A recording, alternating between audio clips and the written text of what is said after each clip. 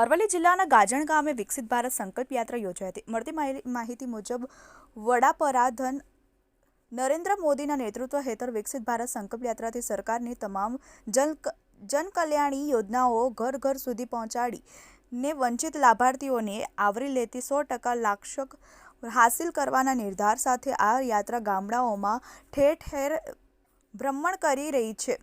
ત્યારે વિકસિત ભારત સંકલ્પ યાત્રાનો જાગૃતિ સંદેશ લોકો સુધી પહોંચાડવા વિવિધ કાર્યક્રમ યોજાઈ રહ્યા છે। ત્યારે મોડાસા તાલુકાના ગાજણ ગામના ગાજેશ્વરી માતાજીના મંદિરે આવી પહોંચી હતી।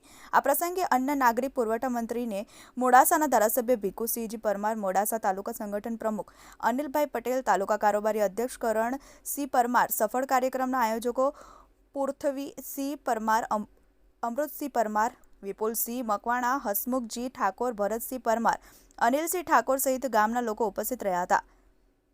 કેમેરામેન અનિલસિંહ ઠાકોર સાથે બાબુસિંહ ચૌહાણ, TV18 ન્યૂઝ, અરવલ્લી।